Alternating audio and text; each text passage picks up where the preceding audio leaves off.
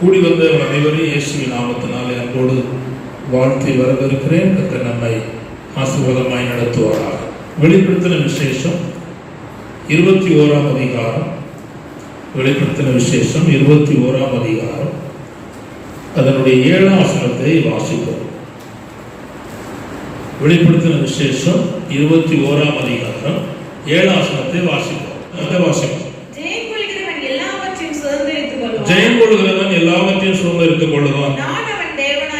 நான் அவன் தேவனாய் இருப்பேன், அவன் என் குமாரனாய் இருப்பான். கர்த்தருக்கு ஸ்தோத்திரம். இருந்த வண்ணமாய் தலை தாழ்த்தி நாம் ஜெபிப்போம். பரலோக பிதாவே, நல்ல ஆண்டவரே, திருவசனத்துக்காக நன்றி செலுத்துகிறோம். இந்த வார்த்தையை ஆண்டவர் ஆசீர்வதித்தார்.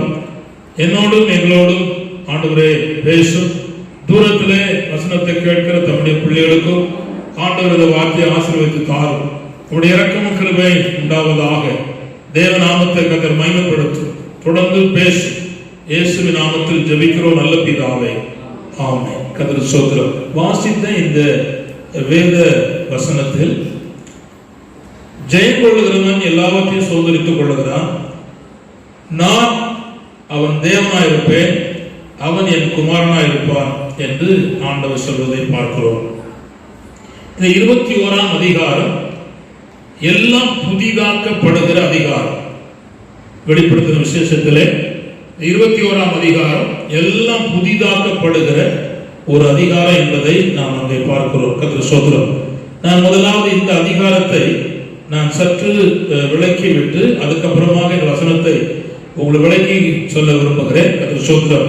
முதலாவது இந்த வசனத்தினுடைய முன்னும் பின்னும் இருக்கிற காரியங்களை உங்களுக்கு சொல்லித்தர வருகிறேன்.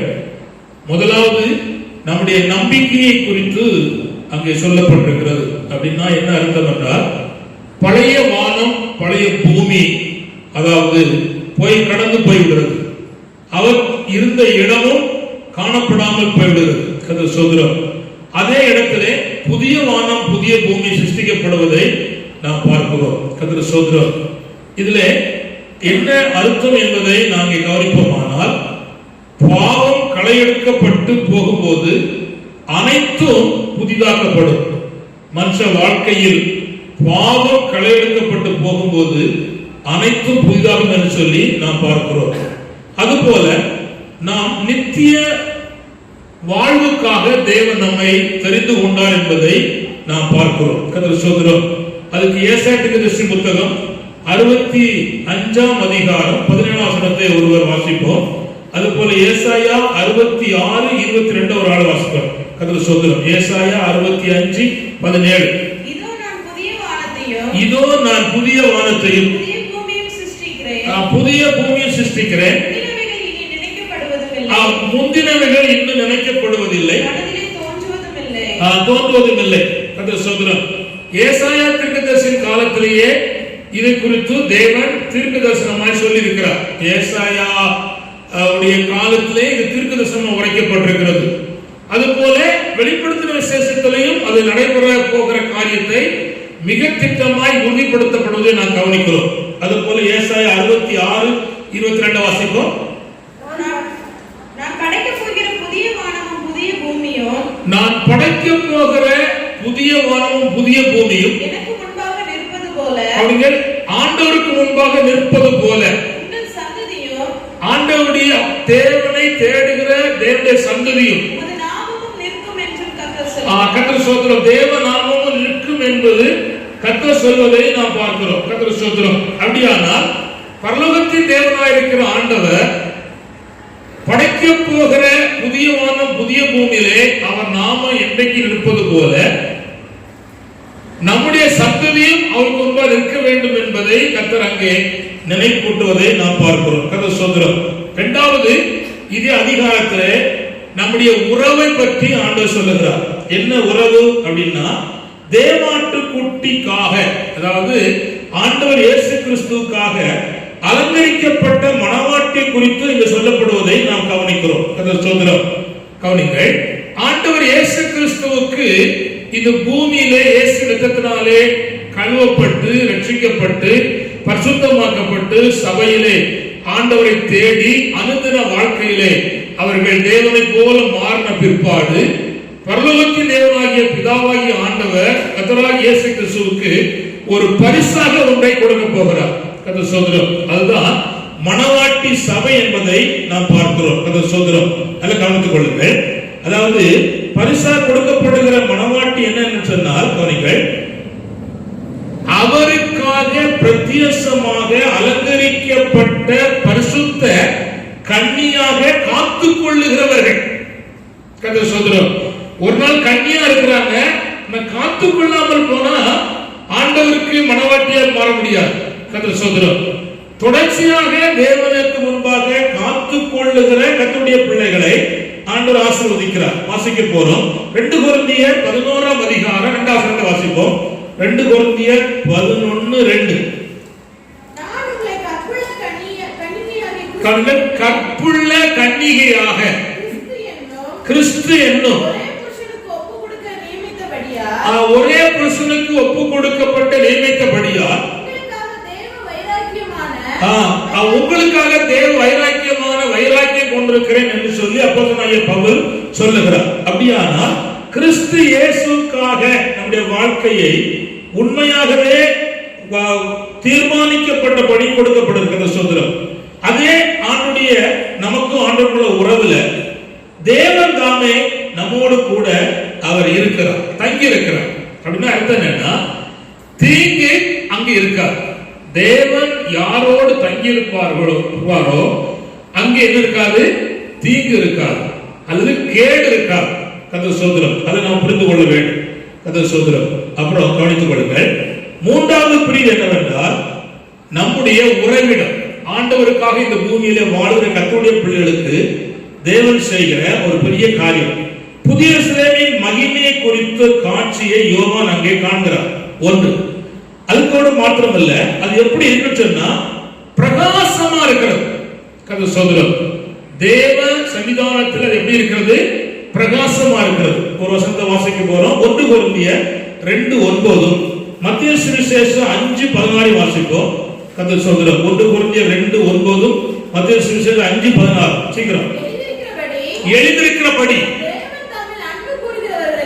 தேவன் தம்மில் அன்பு கூறுகிறவர்களுக்கு ஆயத்தம் பண்ணினவைகளை கண் காணவும் இல்லை,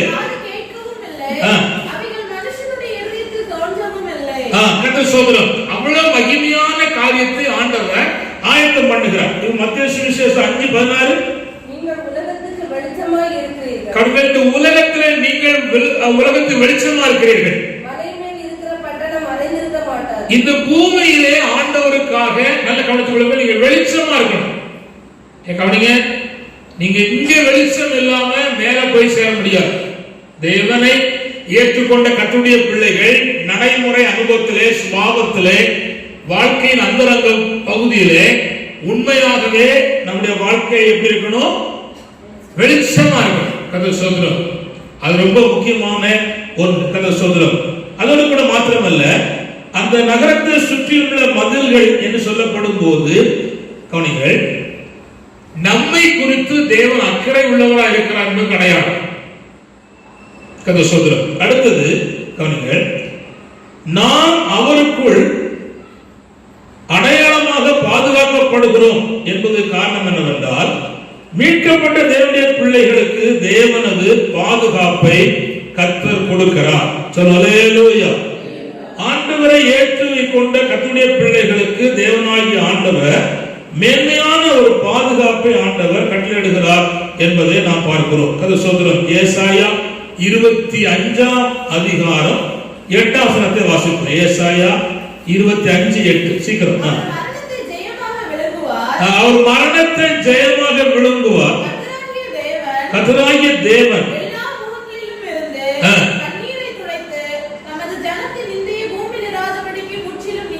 கர்த்தருக்கு ஸ்தோத்திரம். அப்படியானால் ஆண்டவர் சொல்ல மரணத்தை ஜெயமாய் விழுங்குவார். நல்ல கவனிங்க. இயேசுவை ஏற்றுக்கொண்ட கர்த்தருடைய பிள்ளைகள் சபையிலே வந்து தேவனை துதித்து ஆராதித்து இந்த உலகத்திலே கர்த்தர் எவ்வளவு காலம் நமக்கு தந்திருக்கிறாரோ அது வரையிலும் நாம் வாழ்ந்து கொண்டிருக்கும் போது திடீரென்று மரணமோ அல்லது கர்த்தருடைய வருகையோ சம்பவித்தால் ஆண்டவர் இயேசு கிறிஸ்துவை ஏற்றுக்கொண்ட கர்த்தருடைய பிள்ளைகளுக்கு மரணத்தை அவர் ஜெயமாய் விழுங்குகிறார். கவனிங்கள். இந்த மரணத்துக்கு பின்னாலே ஒரு நித்தியமான வாழ்வு இருக்கிறது என்பதற்காகத்தான் இந்த ஆராதனை, இந்த துதி, இந்த ஸ்தோத்திரம், இயேசுவை ஏற்றுக்கொள்ளுங்கள் என்கிற அந்த பகுதியை சொல்லுகிறோம். கர்த்தருக்கு ஸ்தோத்திரம். இல்லை சொன்னால் உங்களை போல நானும் இருந்திருக்கலாம். இந்த நம்பிக்கையும் விசுவாசமும் தேவன் இந்த வசனத்தின் வழியாக எங்களுக்கு தந்ததுனாலதான் எந்த விதத்திலேயாவது ஜனங்கள் மனம் திரும்ப வேண்டும், நரகத்துக்கு தப்ப வேண்டும், அக்கினிக்கு தப்ப வேண்டும், அழியாத புழுகளுக்கு தப்ப வேண்டும் என்கிற நோக்கத்திற்காக தான் நாங்கள் இவைகளை சொல்லி கட்டளை சொல்லிக் கொண்டிருக்கிறோம். சோதரம். நல்ல கவனிங்கள். அடுத்தது 3 இருக்கிறது. அதை நான் வேகமா சொல்லிவிடுகிறேன். புதிய எருசலேம் அப்படின்னு சொல்லப்படுகிற ஒரு பகுதி. நல்ல கவனிங்கள். வேகமா விளக்குறேன். பரலோகத்திலே 3 இடம் மிக முக்கியமான இடம். ஒன்று புதிய பூமி, அப்புறம் புதிய வானம், எருசலேம். அந்த எருசலேமுக்குள்ளதான் சீயோன் இருக்கு. சோதரம். நான் இப்ப அதை ரொம்ப விளக்கல. ஆனா அந்த புதிய வானமும் புதிய பூமியும் ஸ்டாண்டர்ட் அசையா அப்படிதான் இருக்கும். ஆனா புதிய எருசலேமும் சீயோனும் மட்டும் என்ன செய்யணும்? அசையும். அசையும்னா இறங்கி வரும், ஏறி போகும். அதுக்கு நல்ல முழு சுதந்திரமா இருக்கு. கதை சுதந்திரம். இந்த புதிய எருசலேமுக்குள்ளே போகத்தான் ஆண்டவர் என்னையும் உங்களையும் அழைத்தார். கதை சுதந்திரம். ஒருவேளை நீங்க அதுக்காக வாழல, ஜீவியம் இல்லை அப்படின்னா நரகத்துக்கு தப்பி புதிய பூமியில உள்ள வரலாம். கர்த்தருடைய வெளிச்சத்தில் என்ன செய்வார்? அவர்கள் நடப்பார்கள் என்பதை நாம் பார்க்கிறோம். நல்ல கவனித்துக் கொள்ளுங்கள். இந்த புதிய எருசலேமுக்கு கொடுக்கப்பட்டிருக்கிற மகா மேன்மை எழுத்தின்படி இந்த பூமியில இருக்கிற புதிய எருசலேம் இல்லை. சொல்லலையா? அதை ரொம்ப தெளிவுபடுத்தணும். அதுக்கு சொல்றோம். புதிய எருசலேம் சபை இருக்கு, புதிய எருசலேம் இருக்கு. அதெல்லாம் ஒண்ணு கிடையாது. இந்த பூமியில வந்து ஒவ்வொரு சபை ஸ்தாபனங்களுக்கு பேர் இருக்கு. இது மேல வரும்போது இந்த பேர்லாம் கூட மாட்டார். ஃபுல் காஸ்பல்ல இருந்து வந்தவங்க வாங்க, ஆனா கூட மாட்டார். மாநாடுல இருந்து வந்தவங்க வாங்க, அப்படிலாம் கூட மாட்டார். நல்ல சமாரியன் வாங்க, அப்படிலாம் கூட மாட்டார். எல்லாம் கேட்டகரியும் ஆண்டவருடைய பிள்ளைகள். ஹல்லேலூயா. பூமியில ஒரு பேர் வச்சு மனுஷன் அதை தேவனை ஆண்டவரை ஆராதிப்பதற்காக ஒரு அரசாங்கம் இருக்கு, உலகம் இருக்கு. அதனால அதுக்கு ஒரு பேரை வச்சு ரிஜிஸ்டர் பண்ணி அரசாங்கத்துக்கு கணக்கு கொடுப்பதற்காக பேர் வச்சிருக்க தவிர இந்த பூமியில் உள்ள புதிய எருசலேம் செய்யாதாங்க போகாது. கர்த்தருக்கு ஸ்தோத்திரம். அதை நீங்க புரிந்து கொள்ளணும். ஆனா இந்த பரலோகத்திலிருந்து இறங்கி வருகிற அந்த புதிய எருசலேம் என்று சொல்லப்படுகிறது மிக மகிமையானது, மிக விஸ்தாரமானது. நல்ல கவனிங்கள். அதனுடைய அளவு அங்கு சொல்லப்பட்டிருக்கிறது. அதுக்கு சொல்லப்பட்டிருக்கிறது. நான் தெளிவா சொல்லுகிறேன். 1500 மைல் உயரம், 1500 மைல் அகலம், 1500 மைல் நீளம். அவ்வளவு பெரிய மகிமையான இடத்துக்குள்ளே நாம் போக வேண்டும். கதை சொல்கிறோம். ஆனா நீங்க வாஞ்சிக்கணும், விரும்பணும், எதிர்பார்க்கணும். அப்பொழுது அதுக்காக நீங்க ஜீவித்தால் மட்டும்தான் நீங்கள் பரலோகத்தினுடைய மகிமையான இடத்தை செய்ய முடியும், போக முடியும். நீங்க புதிய பூமிக்கு போறதா இருந்தாலும் சுத்தமான வாழணும். அங்க போகும்போது கூட என்னமோ வாழ்ந்துட்டு அறகுறையா போகலன்னா அங்கேயும் நடக்காது. ஆனா மேல போகும் பொழுது மகிமையான இடத்துக்கு போகணும். இல்லைன்னா நீ என்ன செய்வீங்கன்னா அந்த புதிய எருசலேமுக்குள்ள இறங்கி வரும் பொழுது கவனிங்கள், புதிய வானத்துல இறங்க நிற்கும். முதல்ல கதை சொல்லு, சிம்பிளா விளைக்கிறத ரொம்ப பெரிய பாடம் இது. நிற்கும். அப்போ அந்த புதிய வானத்தில் இருக்கிறவர்கள் இந்த புதிய எருசலேமுக்குள்ள உள்ள போக நினைச்சா போக முடியாது. ஆனா புதிய எருசலேமுக்கு உள்ள இருக்கிறவங்க இந்த புதிய வானத்துல இறங்கி உள்ள வரலாம். உங்களுக்கு புரியுதா? புரியலையா? அப்ப என்ன நடப்பா தெரியுமா? அங்க சொல்லப்பட்டிருக்கிறது, அவர்களுடைய கண்ணீர் அவர் என்ன செய்வாராம்? துடைப்பார். அப்படின்னா கண்ணீர் வராது, மனசுல ஒரு பெரிய பாரம் இருக்கும். ஐயா இந்த அம்மா பேத்த மாதிரி இருந்துச்சு, ஒண்ணுமில்லாம இருந்துச்சு, உலகமே தெரியாம இருந்துச்சு, இந்த அம்மா புதிய சீனுக்குள்ள இருக்க, இது என்ன அப்படின்னு கேட்டா அந்த அம்மாவுடைய அந்தரங்க வாழ்க்கை தேவனுக்கு முன்பாக பிரகாசமாக வெளிச்சமா இருந்துச்சு. சபைக்காக, ஜனங்களுக்காக, தேசத்துக்காக, ஆத்துமாக்களுக்காக தன்னை ஒப்பு கொடுத்து சாப்பாடை கொடுத்து ஜோ பண்ணி தன்னை ஜீவியத்தை கரை திரை பிழையற்ற சூழ்நிலையிலே காத்து கொண்டார்கள். தேவை அவனுக்கு சீக்கிட்டு போவது இல்லை. கதை சொல்கிறோம், அங்க பரலோகத்து சீயோன்ல போகுது டிகிரி ஹோல்டர் அப்படிலாம் வேண்டாம், தேவையில்லை. எல்லாரு டாக்டர் சோன் சோ அப்படிலாம் மட்டும்தான் வேண்டாம். அங்க அதெல்லாம் சோன் சோக்கெல்லாம் இடமே இல்லை. அங்கதா ஆண்டவருடைய பிள்ளையா இருக்கணும், பரிசுத்தமா இருக்கணும், அவ்வளவு மேன்மையா இருக்கிற தூய பிள்ளைகளுக்கு மேன்மையா நடத்தி ஆண்டு செய்வாரு கொடுப்பார். கதை சுதந்திரம். இப்ப கவனிங்க, அங்கே ஆலயம் இருக்கிறது. ஆலயம்னா எழுத்தின்படி ஆலயம் இல்லை, ஆட்டுக்குட்டியானவரே அதற்கு ஆலயமா இருக்கிறார். அங்கே விளக்கு இருக்கிறது, எதுக்கு? வெளிச்சம் கொடுப்பதற்கு. அங்கே சூரியனும் இல்லை, சந்திரனும் இல்லை, நட்சத்திரம் இல்லை, ஆட்டுக்குட்டியானவரே வெளிச்சத்தை கொடுக்கிறார். அவர் மேல் இருக்கிற வெளிச்சம் தான் முழு புதிய சிலைக்கும் புதிய சிலையில பட்டு புதிய வானத்துக்கும் புதிய பூமிக்கு செய்யும். ஃபர்ஸ்ட் வெளிச்சம் யாருக்கு?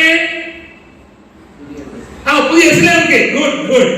அதுல பிளாஷ் அடிச்சு புதிய வானத்துக்கும் புதிய பூமிக்கு வரும். இப்போ நீங்க புதிய வானத்துக்கு வரணும்னு நினைக்கிறீங்களா, புதிய பூமிக்கு வரணும்னு நினைக்கிறீங்களா, புதிய சிலைக்கு வரணும்னு நினைக்கிறீங்களா? ஆசை அரசு புதிய அம்சம் அது நான் சொல்லல. ஏன்னா இது செய்தி எல்லா பக்கம் போவதனால அதை விட்டு விடுறேன். கதை சோத்திரம். அல்லேலூயா. அதனால புரிந்து கொள்ளணும். அதுக்கு நாம் என்ன செய்யணும்னா பிரயாசப்பட்டு காரியங்களை செய்யணும். பிரயாசப்படுகிறவன் முந்தி பலனில் பங்கடைவான் என்று வேத வாசிக்கிறோம். இப்ப நான் கவனிங்க, ஆலயம் அப்படின்னு சொன்னா கவனிங்கள், அதாவது கிறிஸ்துவின் மரணத்தினால் கிழிக்கப்பட்ட, நல்ல கவனிங்கள், திரையை ஆண்டவர் கிழித்து விட்டு எல்லா மனுஷனும் அதுக்குள்ளே பிரவேசிப்பதற்கு தேவன் வாய்ப்பை கட்டளை இட்டார். அல்லேலூயா.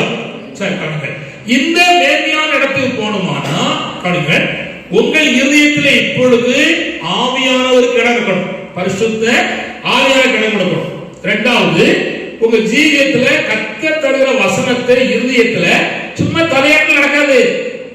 சோத்திரம் பேசி ரத்தம் தலையாட்டம் போல கொண்டோடு சொல்லல, வசனத்தை உள்வாங்கி அல்லது உள்படுத்தி தம் வாழ்க்கைக்குள் வசனத்தை வைத்திருக்கிற கர்த்தருடைய பிள்ளைகள் அதுக்குள்ளே போவார்கள். கதை சோதரம். அது நம்ம புரிந்து கொள்ள வேண்டும். அல்லேலூயா. கதை சோதரம். அதோடு கூட மாத்திரமே வசனத்தை வாசிக்க போறோம். 1 கொரிந்தியர் 3ஆம் அதிகாரம் 16 17 வாசிப்போம் சீக்கிரம். 1 கொரிந்தியர் 3ஆம் அதிகாரம் 16 17. நீங்கள் தேவனுடைய ஆலயமா இருக்கிறீர்கள் என்றும் நீங்கள் தேவனுடைய ஆலயமா இருக்கிறீர்கள் என்றும் தேவனுடைய ஆவி உங்களில் வாசமா இருக்கிறது. ஃபர்ஸ்ட் தேவனுடைய ஆவி உங்களில் வாசமா இருக்கிறது. அறிந்திருக்கிறீர்களா? ஒருவன் தேவனுடைய ஆலயத்தை கெடுத்தால், நல்ல கவனிங்க, உங்க கையில கொடுக்கப்பட்ட சரீரத்தை நீங்க உங்க இஷ்டப்படிலாம் செய்ய முடியாது. பச்சை குத்த, ஒரு மாதிரி முடிய வெட்ட, புருவத்தை வெட்ட, கண்ணை போட, இதெல்லாம் நான் சொல்லக்கூடாது. நான் சொல்ல வேண்டிய ஒரு காலத்தில் இருக்கிறோம். போட்டீங்கன்னா நடக்கணுங்க, ஒரு நாள் வரும் தேவன் தந்த சரீரத்தை அசிங்கப்படுத்தினா நீ கணக்கு கொடுத்தாகணும். இதை நீ கெடுக்கிறதுக்கு உனக்கு உரிமையே கிடையாது. ஏன்னா ஓங்குள்ளது இல்லை, ஆண்டு உனக்கு தந்தது கொடுத்தது. நீ பூமியில 80 வருஷமோ 100 வருஷம் வாழ்வதற்காக உனக்கு ஆயத்தம் பண்ணினா சரீரம். அல்லேலூயா. கருப்பா சிவப்பா பயப்படாங்க, ஆனா அழகா ஆண்டு தந்திருக்கிறார். அல்லேலூயா. அதுக்கு நீங்க தேவனுக்கு நன்றி செலுத்தி செய்யணும். காரியம் அதை சொல்றோம். அப்படி என்ன கவனிங்க, நம்முடைய வாழ்க்கையிலே வெளிச்சம் நல்ல பரிசுத்தமான காரியத்தையும் கவனிங்க, இருள் தீமையும் மாயையும் குறிக்கிறது. சோதரம். 1 யோவான் 3ஆம் அதிகாரம் 19 முதல் 21 வசனம் வாசித்தீங்கன்னா சொல்லப்பட்டிருக்கிறது. வாசிக்காண்டாம் கவனிங்கள். அதோடு மாத்திரமல்ல, இயேசு கிறிஸ்துவை போன்று நாம் பிரகாசிக்க வேண்டும் என்று கர்த்தர் நம்மிடத்தில் எதிர்பார்க்கிறார். நான் மூணா சொல்லுவேன். ஆலயம் சொல்லியாச்சு, விளக்கு சொல்லியாச்சு, அப்புறம் அங்க உள்ள பொருளும் அளவும்.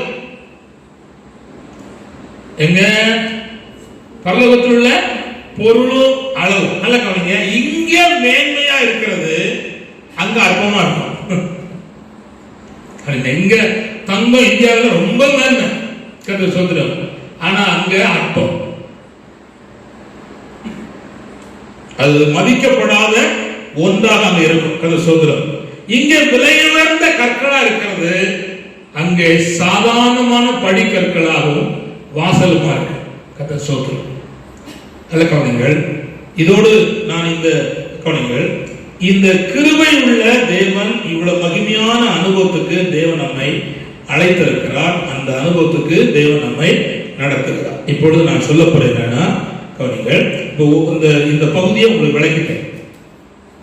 இப்ப இன்னொரு பகுதியை நான் உங்களுக்கு சொல்லிட்டு இந்த வசனத்தை உங்களுக்கு விளக்கி தரப்போம். கவனிங்கள், 8ஆம் வசனத்தை வாசிப்போம். 8ஆம் வசனத்தை வாசிப்போம். வெளிப்படுத்தின விசேஷம் 21:8. பயப்படுகிறவர்களும் அவிசுவாசிகளும் அருவருப்பானவர்களும் கொலைபாதகரும் விபச்சாரக்காரரும் சூனியக்காரரும் விக்கிரக ஆராதனைக்காரரும் பொய்யர் அனைவரும் இரண்டாம் மரணமாகிய அக்கினியும் கந்தகமும் எரிகிற கடலிலே பங்கடைவார்கள். நல்ல கவனிங்கள். இங்கு சொல்லப்பட்டிருக்கிறது ரொம்ப பயங்கரம். பயப்படுகிறவர்கள், அவிசுவாசிகள், அருவருப்பானவர்கள், கொலைபாதகர், விபச்சாரக்காரர்கள், சூனியக்காரர்கள், விக்கிரகக்காரர்கள், பொய்யர் அனைவரும் இரண்டாம் மரணமாகிய அக்கினியும் கந்தகமும் எரிகிற கடலில் என்ன செய்வார்கள்? பங்கடைவார்கள். கவனிங்கள், நரகத்திலையும் 3 இடம் இருக்கு. 3 இடம் இருக்கு கர்த்தர் சொல்றார். இப்ப அதை நான் விளக்கல, எனக்கு அது பிடிக்காத சப்ஜெக்ட். நான் ஒரு காலத்துல விளக்கியிருக்கேன், ஆனா அது இப்போ அதை நான் விளக்கவில்லை. ஆனா இங்க சொல்லப்பட்டிருக்கிறபடி ஒரு காரியம் இருக்கிறது. என்ன? இரண்டாம் மரணமாகிய அக்கினியும் கந்தகம் எரிகிற கடலை என்ன செய்வார்கள்? பங்கடைவார்கள். அதனால கடைசியில் ஒன்று சொல்லப்பட்டிருக்கிறது, பொய்யர் அனைவரும். யாரு இந்த பொய்யர்? யாரு அப்படிங்கிறதுக்கு நான் உங்களுக்கு ஒரு சின்ன காரியத்தை விரும்புகிறேன். கள்ள உபதேசங்களை கொண்டிருக்கிறவர்கள் பொய்யர். சரி, எங்கேயாவது போய் மாட்டிக்கிடாதங்க. உபதேசத்துல கள்ளத்தனனைக்கு பெருகி வருது கதை சொல்கிறோம். ஏன் சொன்னா, சத்துரு ஆண்டுடைய பிள்ளைகள் பரலோகம் போகக்கூடாது என்பதற்கு திட்டம் வச்சு அவன் வேலை செய்கிறான். எங்க குழப்பதான்னா, உலகத்துல குழப்பல, ஆவிக்குரிய மண்டலத்துக்கு வேலை செய்யறான், குழப்பத்தை உண்டு பண்ணுகிறான். இது 1 தீமோத்தேயு 4ஆம் அதிகாரம் 1 முதல் 3 சொல்லப்படுகிறது. வாசிக்காண்ட விளக்குவதில் சொல்லுகிறது அது சொல்கிறோம். 2வது, கற்பனையை கை கொள்ளாதவர்கள் பொய்யர்கள். சொல்லுங்கள், கர்த்தருடைய கற்பனையை கை கொள்ளாதவர்கள் பொய்யர்கள். கேட்பாங்க, கை கொள்ள மாட்டாங்க. கவனிங்க, 6 மணிக்கு ஆராதனை அப்படின்னா ஒரு 6:30 வந்துடும். ஆனா நம்ம வாரம் வாரம் வாரம் வாரம் வாரம் வாரம் பாட்டை இன்னும் அவ்வளவு தெரியல, எனக்கே புரியல. அதை சொல்றோம். எனக்கு ஆச்சரியமா இருக்கு. நான் சர்ச்சைக்கு முந்தி போவேன், பிந்தி வருவேன்.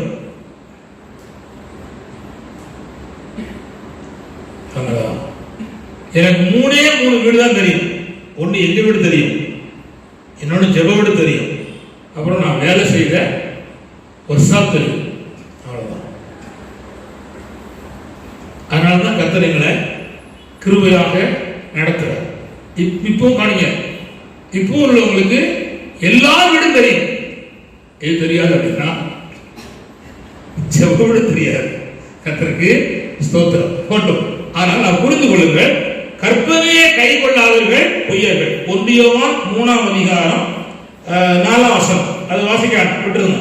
அப்புறம் கவனிங்கள், 3வது என்ன, சகோதரிடத்திலே அன்பு கூறாதவன் பொய்யன். 1 யோவான் 4:20 வாசிக்க. நான் உங்களுக்கு விளக்குவதற்கு சொல்றேன். 3 பொய்யர் சொல்லியிருக்கேன், இன்னும் பொய்யர் நிறைய இருக்காங்க. ஒண்ணு, நான் உலகத்துல சொல்லாம ஆவிக்குரிய உலகத்துக்கு என்ன தேவையோ அது சொல்லியிருக்கிறேன்.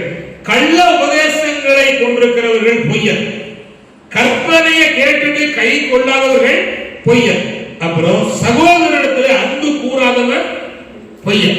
ரைட், அது சொல்றேன். இப்போ நான் கவனிங்கள், ஜெயம் கொள்ளுகிறவன் எல்லாவற்றையும் என்ன செய்கிறார்?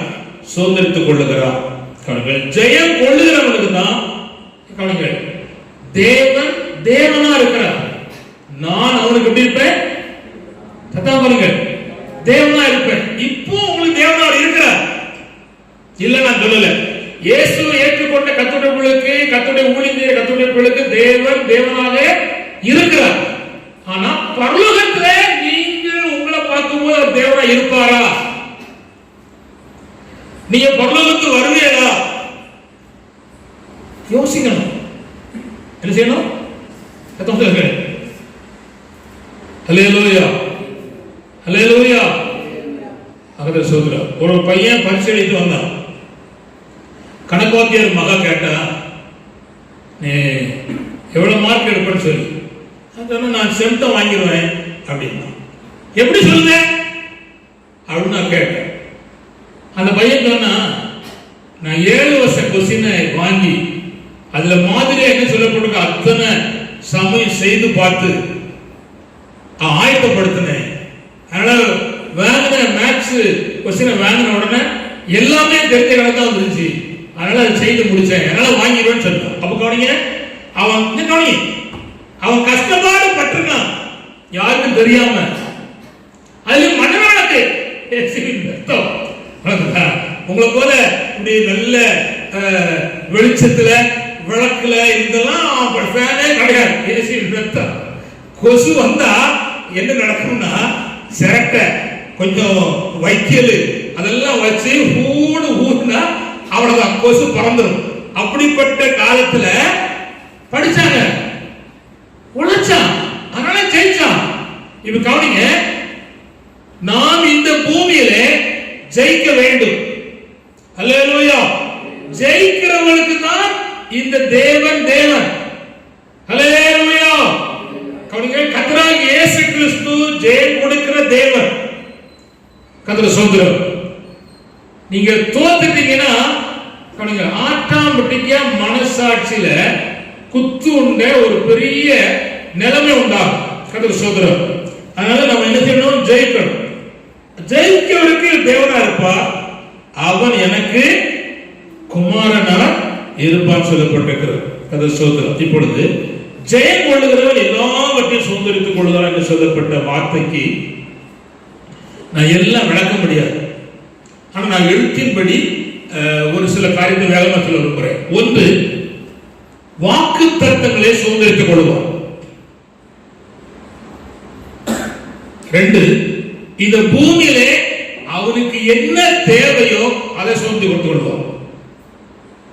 வீடா, வசதியா, வேலை வாய்ப்பா, உயர்வா, அத்தனையும் கர்த்தர் நாமத்திற்கு சுதந்திரித்து கொள்வான். 3வது, ஜெயம் கொள்ளுகிறவன் பரலோகத்தை என்ன செய்யலாம்? சுதந்திரித்து கொள்ளுகிறான். கர்த்தர் ஸ்தோத்திரம்.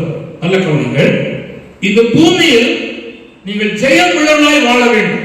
நான் உங்களுக்கு சிம்பிளா விளக்கி விடுகிறேன். ஒரு ஐஸ்வர்யமான வீட்டின் வாசப்படியிலே லாசரு என்கிற பேர் உள்ளவன் படுத்திருந்தான். அவனுடைய சரீரம் முழுவதும் புண்ணு, பற்களால் நிறைந்தது. அவனுக்கு ஆகாரம் கொடுக்க ஆள் இல்லை. ஆனா அந்த ஐஸ்வர்யவான் அவனை வாசலை விட்டு வெளியே போன்னு சொல்லல. எனக்கு அது ஒரு சந்தோஷமான ஒன்று. நம்ம வீட்டு வாசப்படியில் ஒருத்தர் கிற்கா வந்து படுத்திருந்தா படுக்க விடுவிடாம நீங்க ஆவில துள்ளுது ஆளும் பறக்கிறவர்களும் பறந்துடாது. அவ்வளவுதான், இடத்தை காலி பண்ண ஐயா சத்தம் போட்டுற மாட்டீங்க. அப்படி சத்தம் போட்டாலும் 4 பேரை கூப்பிட்டாலும் சத்தம் போட்டு வச்சு போச்சுவீங்க. ஆனா அந்த ஐஸ்வர்யவான் அவனை போச்சலவே இல்லை. எவ்வளவு காலம் வாழ்ந்தானே தெரியாது. இவனும் மரித்தான், அந்த ஐஸ்வர்யவானும் மரித்தான். இவனுக்கு நண்பர்கள் கிடையாது. பட் அந்த தேசத்தில் உள்ள நாய்கள் வந்ததாக சொல்லப்பட்டிருக்கிறது. ஒருவேளை இவன் சாப்பாட்டை சாப்பிட்டு மீதி இருந்திருக்கும், அதுக்காக வந்துச்சா? அவன் சரீரத்தில் உள்ள புண்ணை நக்குவதற்காக வந்துச்சா? அது தெரியல. ஆனா அது சம்பவம் நடந்தது. ஆனா இவனும் மரித்தான், அவனும் மரித்தான். நல்ல கவனிங்கள். இவன் மரித்த போதோ இவனை தூக்கி கொண்டு போவதற்கு தேவ தூதர்கள் வந்தார்கள். சரியத்த அல்ல, அவனுடைய ஆத்துமாவை தூக்கி கொண்டு போய் பரலோகத்திலே ஆபிரகாம் மடியிலே விடப்பட்டது. அந்த ஐஸ்வர்யமான் கண்ண மூடினான். ஒருவேளை தங்க பெட்டியில வச்சு அடக்க முடிக்கலாம், இல்லைன்னா சந்தன கட்டை வச்சு எரிச்சிருக்கலாம். ஆனா அவன் கண்ணை திறந்த போது தண்ணி இல்லாத இடத்துல கண்ணை திறந்தான். ஒரு சொட்டு தண்ணீருக்காக ஆபிரகாமை நோக்கி சத்தம் எடுக்கிறான். வேதனை உள்ள இடத்திலே அவன் கண்ணை திறக்கிறான். கவனிகள், வாலிப தம்பி, எப்பொழுது இயேசு வரார் தெரியாது, நான் சீக்கிரம் வருவார். அதற்குரிய எல்லா ஆயத்தங்களும் உலகத்திலே நடைபெற்றுக் கொண்டிருக்கிறது. கர்த்தர் ஸ்தோத்திரம். ஆதலால் நாம் தெளிவடைந்து காரியம் செய்ய வேண்டும், விழிப்போடு இருக்க வேண்டும், ஜாக்கிரதையோடு இருக்க வேண்டும். தேவன் நமக்கு தந்திருக்கிற காரியத்தை நாம் உண்மையாக காத்துக்கொள்ள வேண்டும். ஒருவேளை இந்த ஆறாவது ஞானஸ்நானம் பெறாதவர்களாய் இருக்கிற உங்களுக்கு அன்பா சொல்லிக் கொள்ளுகிறேன், காலத்தை தள்ளாதே. நாளை தினம் உன்னுடையதல்ல, இன்றைக்கு இரட்சணிய நாள், இன்னைக்கு அனுகிரக காலம். சொல்லப்பட்டிருக்கிறது, இனி காலம் செல்லாது செல்லாது. வெளிப்படுத்த சொல்லப்பட்டிருக்கு, இனி காலம் செல்லாது அப்படின்னு சொல்லப்பட்டிருக்கு. செல்லாதுன்னா அர்த்தம் என்ன? ஒரு காலத்துல ஒரு விஷயம் செல்லும், 5 ரூபாய் செல்லும். ஆனா 1 ரூபாய் 50 பைசாவுக்கு என்ன செய்யாது, செல்லாது. 1 ரூபாய் செல்லும், 50 பைசா 25 பைசா என்ன செய்யாது, செல்லாது. கதை சோதரம் செல்லாது. அதுக்கு முத்திரை இருக்கு, குட். அதுக்கு அரசாங்கத்துடைய நம்பர் இருக்கு. செல்லாது, தள்ளியாச்சு, தள்ளுபடியாக தள்ளியாச்சு. ஆனால் நம்முடைய வாழ்க்கையில நமக்கு கொடுக்கப்பட்டிருக்கிற காலத்தை கதை சொல்லுகிறாய், இனி காலம் செல்லாது. அதனால நம்ம கவனித்து நடக்கும்படி உங்க அன்போடு கூட கேட்கிறேன். சோதரம், இந்த வெளிப்படுத்தின விஷயத்தை, இந்த வெளிப்படுத்தின விசேஷத்துல 7 சபையில ஜெயம் கொள்ளுகிறவர்களுக்கு என்ன கொடுக்கப்படும் என்பதற்கு சொல்லப்பட்டிருக்கிற வேகமா சொல்லியிருந்தேன். வெளிப்படுத்தின விசேஷம் 2ஆம் அதிகாரம் 7ஆம் வசனத்திலே ஜெயம் கொள்ளுகிறவனுக்கு தேவனுடைய பிரதேசத்தின் மத்தியில் இருக்கிற ஜீவத்தின் கனியை கர்த்தர் குஷியை கொடுப்பார். அதுபோல 2ஆம் அதிகாரம் 10ஆம் வசனத்திலே கவனிங்கள், 2ஆம் மரணம் அவனை சேதப்படுத்துவதில்லை. 3வது 2:17 மறைவான மன்னா புசிக்கை கொடுத்து வெண்மையான குறிக்கல்லை கொடுத்து புதிய நாமத்தை அவனை எழுதுகிறார். அப்புறம் 2ஆம் அதிகாரம் 26ஆம் வசனத்திலே அதிகாரத்தையும் ஆளுகை கர்த்தர் கொடுக்கிறார். அப்புறம் 3ஆம் அதிகாரம் 5ஆம் வசனத்திலே கவனிங்கள், வெண்வஸ்திரத்தை கொடுக்கிறார். அதுபோல தேவனுடைய சன்னிதானத்துக்கு முன்பாக ஆண்டவர் தூதருக்கு முன்பாக அவனுடைய பெயரை அறிக்கை பண்ணுகிறார். 3ஆம் அதிகாரம் 12ஆம் வசனத்திலே ஜெயமுள்ள கத்தோலிக்கர்களுக்கு சபையிலே மேலே பரலோகத்திலே தூணாக்குகிறார். புதிய நாமத்தை அவர் எழுதுகிறார். புதிய நாமத்தை ஆண்டவர் எழுதி முடிக்கிறார். 3ஆம் அதிகாரம் 21ஆம் வசனத்திலே தேவனோடு கூட சிங்காசனத்திலே வீற்றிருக்கும்படியாக கர்த்தர் செய்கிறார். ஹல்லேலூயா. இது ஜெயம் கொள்ளுகிறவர்களுக்கு மட்டும், ஜெயம் கொள்ளாதவர்களுக்கு முடியாது. நான் திரும்ப விரும்புகிறேன், ஒரு தம்பி 1500 மீட்டர் ஓட்ட பந்தயத்திலே ஓடினான். சாதாரணமான, அதாவது திருநெல்வேலி டிஸ்ட்ரிக்ட் அடித்தான், ஷோனல் அடித்தான், அப்புறம் ஸ்டேட் போனான், ஸ்டேட்டை அடித்தான். ஆனா அவன் 1500 மீட்டர் ஓட்டத்திலே 7 ரவுண்டு அவனுடைய கோச்சிங்க, அந்த ட்ரில் மாஸ்டர் கொஞ்சம் கொஞ்சமா டைம் குறைச்சிட்டே வந்தார். உடனே ஜெயிக்கல. 3 வருஷமாக அவன் பிரயாசப்பட்டு தமிழ்நாட்டில் முதல் மாணவனாய் வந்தான். முயற்சி எடுத்தான், பிரயாசப்பட்டான், சரியத்தை ஒழுங்குபடுத்தினான், அதுக்கான பிரயாசப்பட்டு காரியம் செய்தான். அவன் முதல் மாணவன் தான். இப்ப கேட்கிறேன், பரலோகம் என்பது ஈஸி இல்லை, ரொம்ப கஷ்டம். ஆனா அதுக்கு என்ன செய்யணும்னா பிரயாசப்படணும். நம்ம மாமா விடல, அவனு போய் சேர்றதுக்கு அங்க தீட்டு உள்ளதும் அருவருப்பானதும் வேதனை. கர்த்தர் ஸ்தோத்திரம். நல்ல கவனித்துக் கொள்ளுங்கள். நான் சொல்ல நல்ல கவனிங்கள். பரலோகம் போகணுமானா அதுக்கு பிரயாசப்படும். அல்லேலூயா, அல்லேலூயா. ஒரு வயசான ஆள்கிட்ட போய் ஒரு தம்பி கேட்டான், பாஸ்டர் பரலோகம் போன என்ன செய்யணும் அப்படின்னு சொல்லி, வாயா கூட்டி போறேன் கூட்டி கொண்டு போய் ஒரு பெரிய ஆறு, அந்த ஆறுல முங்கு தம்பி அப்படின்னா முங்குனா புடிச்சு அமைக்கிட்ட பிள்ளை ஒரு மடங்கு 2 மடங்கு தண்ணி குடிச்சிட்டான். திரும்ப உயிர் பெறுவான் சொல்லி அவரை ஒடிச்சு தள்ளிட்டு ஏசிட்டான்.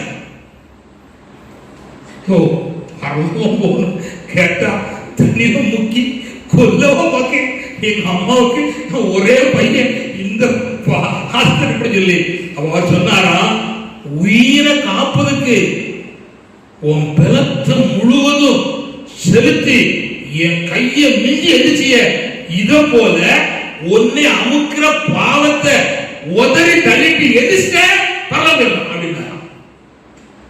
அப்புறம் அவர் கேட்டானா, நரகம் ஒண்ணு என்ன செய்யணும்? ஒண்ணுமே செய்யண்டா, இப்படியே இருக்குது போயிடலாம். அவ்வளவுதான்.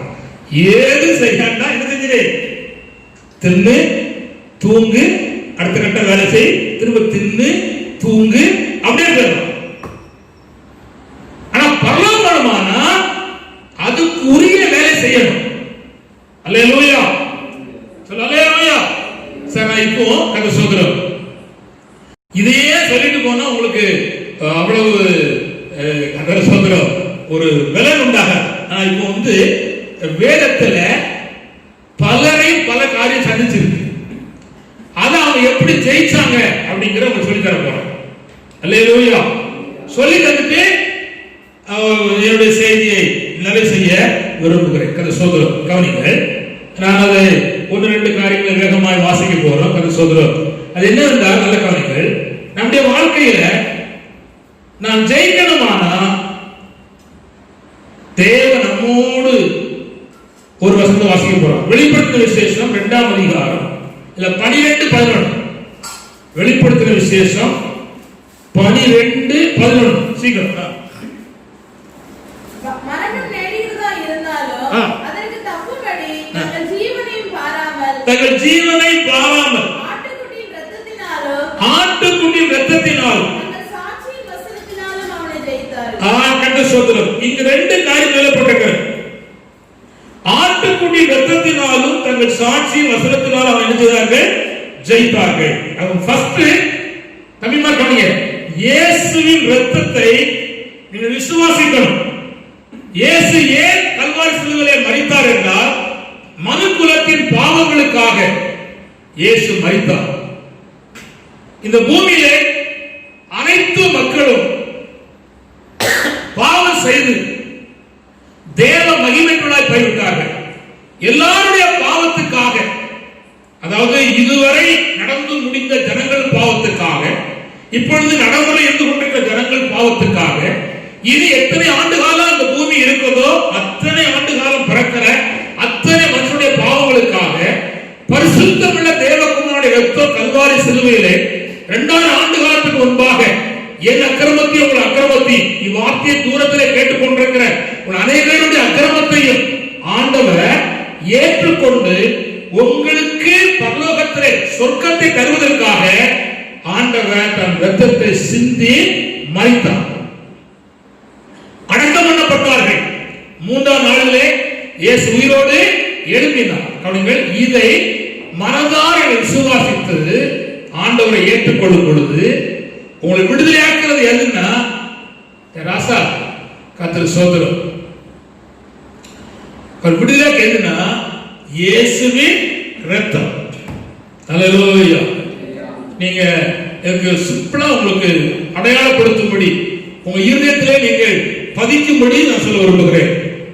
எகிப்திலே 430 ஆண்டு காலம் இஸ்ரவேல் ஜனங்கள் அடிமையா இருந்தார்கள். அவர்களை விடுவிப்பதற்கு தேவன் மோசேயை கொண்டு பல வேலை செய்தார். 9 வாதை நடந்தது. அற்புதம், அடையாளம், பயங்கரமான செயல்பாடு நடந்துச்சு. ஆனால் அவர்கள் எகிப்தை விட்டு வெளியே வர முடியவில்லை. ஆனால் பஸ்காட்டுக்குடி ரத்தம் அடிக்கப்பட்டு நிலைக்கால ஜன்னலிலும் பூசப்பட்ட பிற்பாடு கவனித்துக் கொள்ளுங்கள். அப்படி ஜீவியத்திலே அந்த ராத்திரியிலே எத்தனை ஆண்டுகால் அடிமைப்படுத்தி வைத்திருந்தாரோ அதை ஆண்டவர் முறித்து வெளியே கொண்டு வர செய்தார். அப்படியானா ஆண்டு அது புதிய ஏற்பாட்டில் அதுக்கு என்ன அடையாளம் என்றால் கர்த்தராகிய இயேசு கிறிஸ்துவின் இரத்தத்திற்கு அடையாளமா இருக்கிறது. அதை ஒரு தேவ மனுஷன் விசுவாசித்து ஏற்றுக்கொள்ளும் பொழுது கவனிங்கள், வாயினால் இயேசு இரத்தத்தை அறிக்கை செய்யணும். அல்லேலூயா. இரண்டாவது, வாழ்க்கை அனுபவத்திலே இயேசு இரத்தத்தை முக்கியப்படுத்த வேண்டும். உங்கள் அந்தரங்க வாழ்க்கையிலே இயேசு இரத்தத்தை, இயேசு இரத்தம் என்று சொல்லி என்னை கழுவுவதாக, என்னை பரிசுத்தப்படுத்துவதாக, என்னை காப்பதாக என்று சொன்னால் கவனிங்கள், இது காக்கும், ஆசீர்வதிக்கும், உங்களை பாதுகாக்கும். அல்லேலூயா, அல்லேலூயா, அல்லேலூயா. உங்க பிள்ளைகள் வெளியே போகும்போதோ வரும்போதோ கைக்கு உங்க கையை தூக்கி பிள்ளை மேல வச்சு, ஸ்கூலுக்கு போகும்போது, கல்லூரி போகும்போதோ, வேலைக்கு போகும்போது கையை வச்சு இயேசுவின் ரத்தத்துக்குள்ளே என் பிள்ளைய ஒப்பு கொடுக்கிறேன், கர்த்தர் பாதுகாக்கும் சொல்லி நீங்க ஜெபம் பண்ணி அனுப்பினீங்கன்னா இந்த ரத்தம், இயேசுவின் ரத்தம் பாதுகாக்கும். ஒரு வழியில எப்பேற்பட்ட பிரச்சனை வந்தாலும் இந்த ரத்தம், இயேசுவின் ரத்தம் அனைத்து தீங்குக்கு விலக்கி பாதுகாக்கும். அல்லேலூயா. எனக்கு ரொம்ப வருஷத்துக்கு முன்னால ஒரு சம்பவம், எனக்கு ஒரு தேவமனுஷன் இருந்தார். அவர் மதுரை தமுக்கம் மைதானத்துக்கு வந்திருந்தார். ரெனால்டு போங்கே கர்த்தர் ஸ்தோத்திரம். அவர் இந்த இயேசுவின் ரத்தத்தை தம்பி கவனி, இயேசுவின் ரத்தத்தை குறித்து சொன்னார். என்ன சொன்னாருன்னா, அவர் பிரசங்கம் பண்ண விடாதபடிக்கு தொண்டை கட்டவும், அவரை கீழ்ப்படுத்தவும்,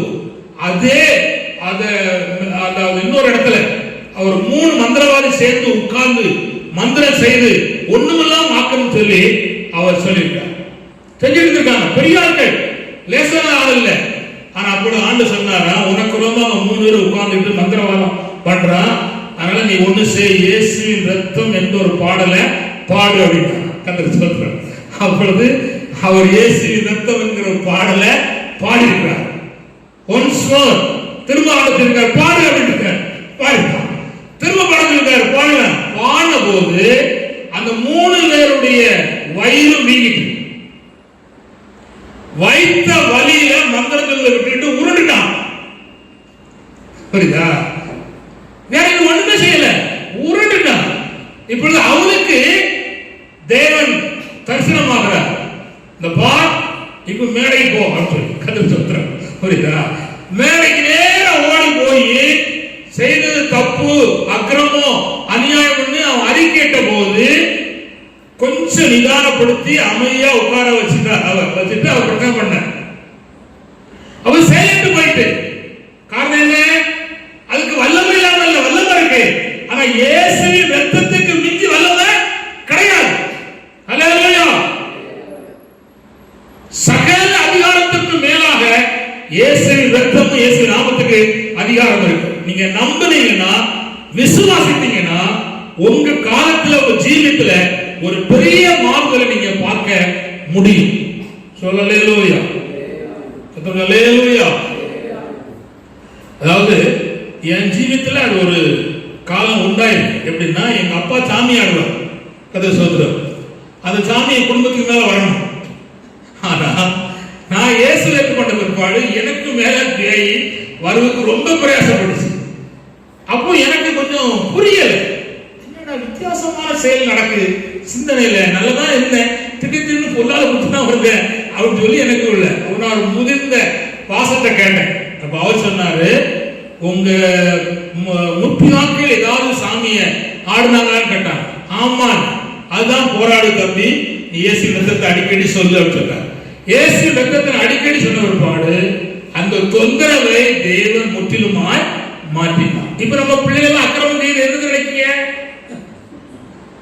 அவன்தான் பழைய ஆசாமி பல வேலை செய்ய வைக்கான்.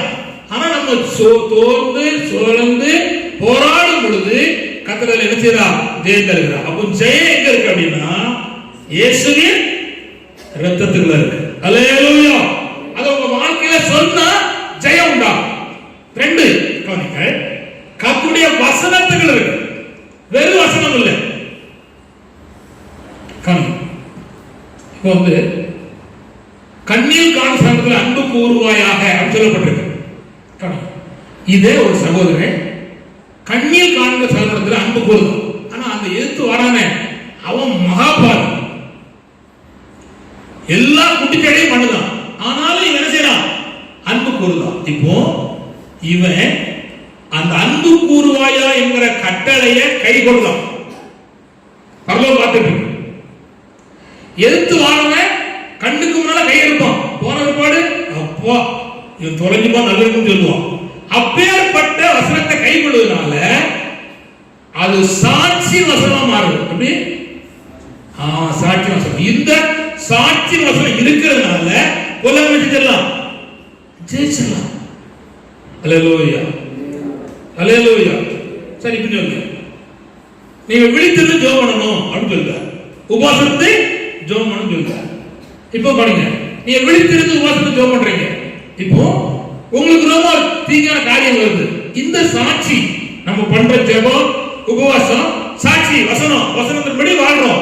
இது உலகம் செஞ்சிடும், ஜெயிச்சிடும். விளையிட்டா கத்த சோதரம்.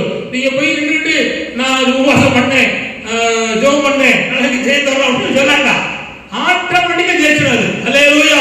இது சாட்சி வசனம். அப்போ இயேசு ரத்தத்தினால ஜெயிச்சிடலாம். இரண்டாவது வசனத்தினால ஜெயிச்சிடலாம். மூணாவது என்னன்னா இயேசுவின் நாமத்துல ஜெயம் இருக்கு. என்ன இருக்கு? அதான் சொல்றேன். இந்த கவிஞர் தம்பி, உன் கையில இருக்கிற அதாவது ஏடிஎம் கார்டுல 4 டிஜிட்டல் நம்பரை நீங்க பண்ணீங்கன்னா அங்க பேங்க்ல உள்ள அதாவது ஏடிஎம் மையத்தில் உள்ள அங்க இருக்கிற பணம் உங்களுக்கு எவ்வளவு வேணும்னு கேட்கும்.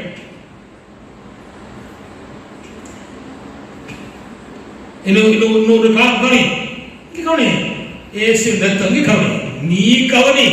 கர்த்தர் சொல்றார். அல்லேலூயா, அல்லேலூயா.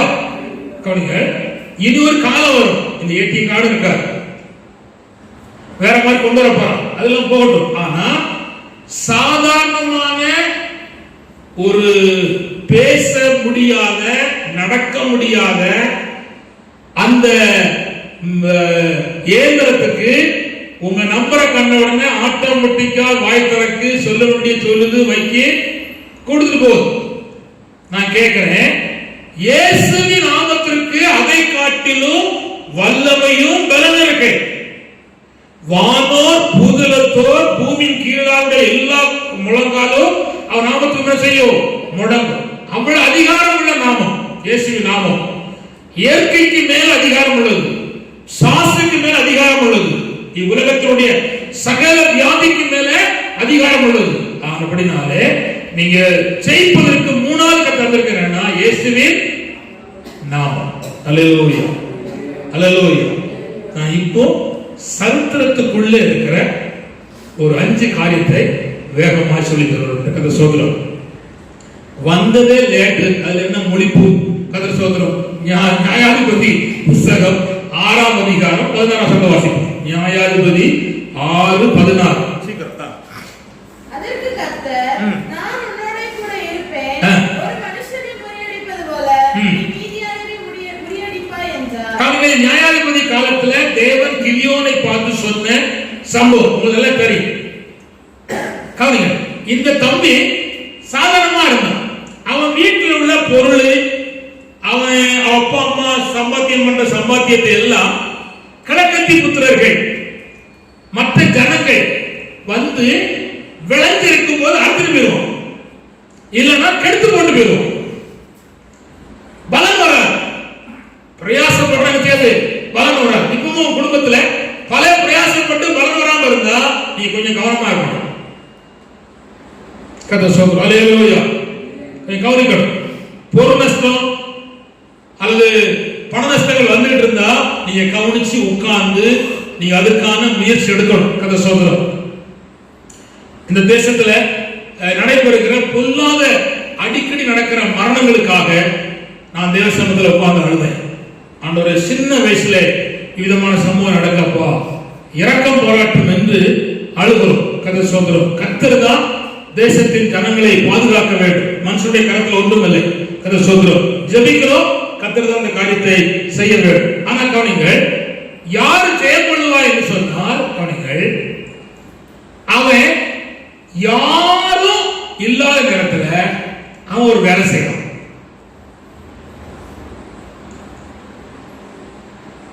கோதுமை அறுத்து ஆலைக்கு பக்கத்துல போர் அடிக்கிறான். ஆனா உண்மையான அவன் கொஞ்சம் பயம் இருக்கு. இல்லைன்னா என்ன அடிச்சுக்கணும், களத்துல அடிச்சுக்கணும். களத்துல போய் அடிக்கல. ஏன்னா நைட்டு ஒருவேளை எதிரி வந்தாங்கன்னா களத்துல தான் வருவான். அதனால அவன் கண்ணை தப்பு வைக்கிறதுக்கு இவன் ஆலைக்கு பக்கத்துல, அப்ப ஆலைன்னா திராட்சரசம் ஆட்டுகிற ஆலை, அப்போ திராட்சரச பழம் இல்லை. அதனால இவர் அடிக்க கதை சொத்துறோம்.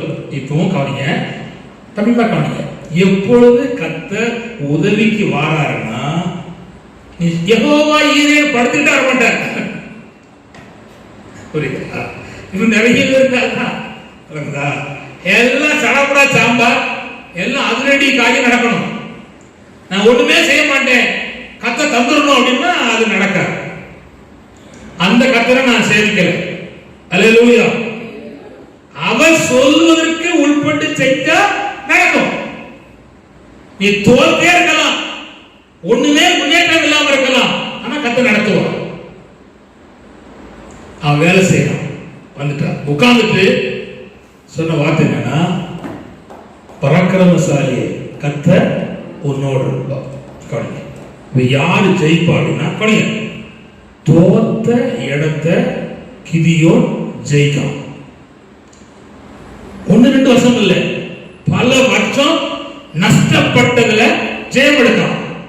எப்போது கர்த்தர் கூட இருந்தா ஜெயம் உண்டாகும். அல்லேலூயா, அல்லேலூயா. கர்த்தர் உங்களோடு இருக்கணும். இப்ப காணுங்க, உங்க கையில 10 ரூபாய் இருக்கு, இருக்கிறது எப்படி தெரியும்?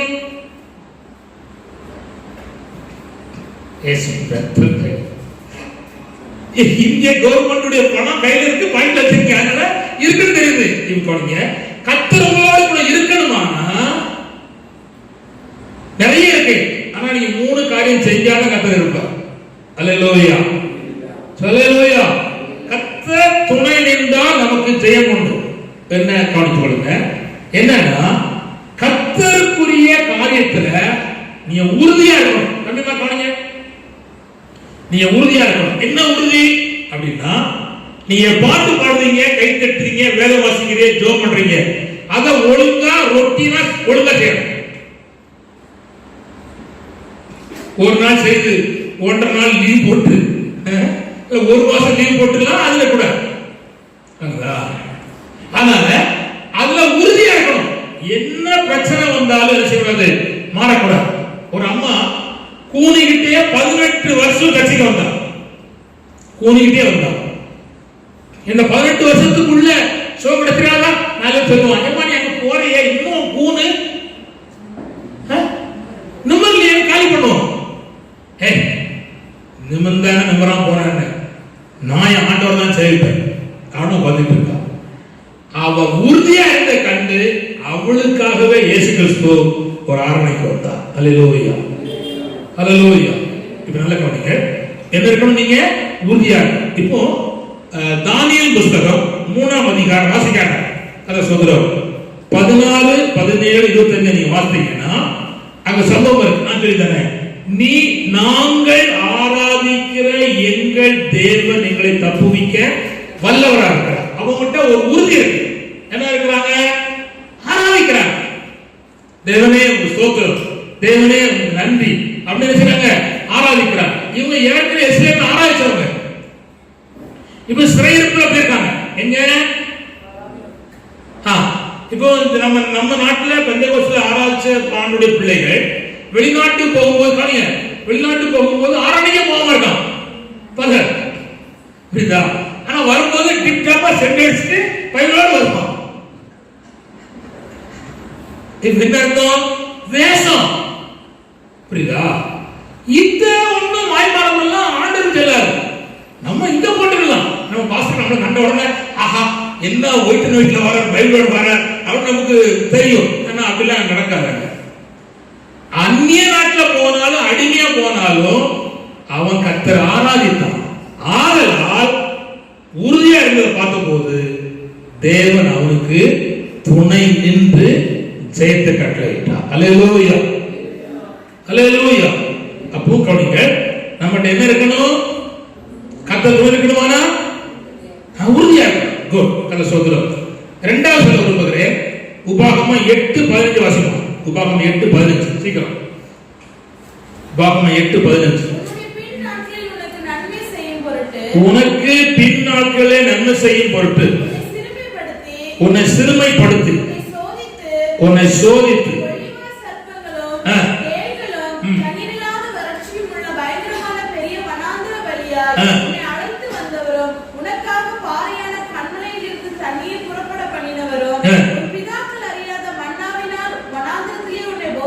கவனிங்க, தேவன் தருகிறதை சாப்பிடுகிறவர்களுக்கு தேவன் துணை நிற்பார்.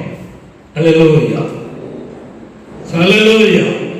கர்த்தர் தரும் ஆவிக்குரிய ஆகாரத்தையும் பூமிக்குரிய ஆகாரத்தையும் சாப்பிடுகிறவருக்கு தேவன் துணை நிற்பார். சாப்பிடாதவங்க இல்லை. பல சபையில விசுவாசிகள் வருவாங்க, கை தட்டுவாங்க, பாட்டு போடுவாங்க, காணிக்கை போடுவாங்க, ஞானஸ்நானம் பெற்றுவாங்க, அபிஷேகம் எல்லாம் பெற்றுவாங்க. ஆனா திருவிருந்துல உட்கார மாட்டாங்க, ஏசி போறாங்க. ஆனா கர்த்தர் துணை நிற்க முடியாது. கர்த்தர் ஸ்தோத்திரம். மூன்றாவதாக என்னன்னா, கர்த்தர் ஸ்தோத்திரம் கவனிங்கள், நமக்கு தேவன் கொஞ்சமா கவனிங்க, நமக்கு தேவன் கொடுக்கப்பட்ட சமயத்துல ஆண்டவரோடு கூட அமர்ந்திருக்கணும். உன் நண்பனோடு கூட, உன் கையில் இருக்க செல்போனோடு கூட, உன் கையில கொடுக்கப்பட்ட லேப்டாப்போடு கூட நீ அமர்ந்திருக்க. அதே போல உன்னை நடத்துகிற தேவனுக்கு என்ன செய்யணும்? அமர்ந்து தூங்கணும். நடக்கு அல்லேலூயா. சோமன்னு உட்கார்ந்தா எல்லாம் தூங்கி வழிடுவோம். இங்க இல்ல, இங்க எல்லாம் நல்ல வெளிப்பா இருக்கு. அல்லேலூயா. சில இடங்கள்ல நான் பார்க்கேன், கர்த்தர் ஸ்தோத்திரம், பின்னாடி ஸ்டேஜ்ல இருந்தே தூங்குவாங்க. வீரர்கள், வீராய் வீரர்கள், சூராய் தூதர்கள். கர்த்தர் ஸ்தோத்திரம். அங்க இருந்து பார்க்க ஆடியன்ஸுக்கு கஷ்டமா இருக்கும். என்னடா பெரிய பாஸ்டருங்க, சென்டருங்க, பிரஸ்பிட்டருங்க, இப்படிலாம் இருக்கவங்க எல்லாம் இப்படி தூங்குறாங்களே சொல்லி ஒரு மாதிரி நினைக்க மாட்டாங்களா? தூங்குறாங்க. ஆனா ஆண்டு சொல்றாரு, நானே தேவன் என்று அறிவதற்கு என்ன செய்து அமர்ந்து, என்ன செய்து அமர்ந்து, அவர் தான் தேவன் என்பதற்கு அமர்ந்தது. வாசிக்க போறோம் 46ஆம் சங்கீதம் 1-10 சீக்கிரம். அல்லேலூயா. 46ஆம் சங்கீதம் 1-10 சீக்கிரம்.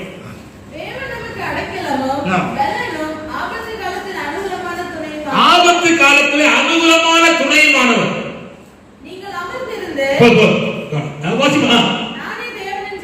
நீங்கள் அமர்ந்திருந்து நானே தேவன் என்று செய்யுங்கள். கடந்த நாள்ல நானும் இங்க ஜோஸ்வாவும் ஒரு ஜெபத்துக்கு போயிட்டு வந்தோம். கர்த்தர் ஸ்தோத்திரம். மானூர் பக்கம் வரும்போது ஒரு சம்பவம் நடந்துச்சு. விளங்குதா? என்ன பண்ணான்னா, அவன் பைக்கை நிப்பாட்டி இருந்தான். அவன் திரும்ப ஸ்டார்ட் பண்ணி போகும்போது வலிக்கிட்டு பிள்ளை பைக்கு நழுவி நானும் விழுந்தேன், பையனும் விழுந்தான். 2 காலையும் அடி, என் வலது கையிலையும் அடி. கர்த்தர் ஸ்தோத்திரம். அவனுக்கு அடி இல்லை, அதுக்கு கோடி சோத்திரம். இதுக்கு சோத்திரம். விளங்குதா? ஆனா நடந்த சம்பவம் என்ன தெரியுமா? ஆண்டவர் அங்கே உதவிக்கான ஆட்கள் எழுப்பினார். அல்லேலூயா. எனக்கு ஒரு சின்ன அறிவு சொல்லு என் வாழ்க்கையில. நான் அதை யோசிப்பேன், ஏன் தேவ பாதுகாவல் நம்ம விட்டு போயிட்டு. நான் உடனே சரித்திர ஆளு. ஒரு சின்ன நலுக்குள்ள ஒழுக்குல விழுந்தாலும் சரி, நான் எழுதி என்ன காரணம் அப்படின்னு சொல்லி ஆராய்ச்சி பண்ணி நான் கண்டுபிடிச்சு அதை நான் நிவர்த்தி செய்துட்டேன். ஆண்டு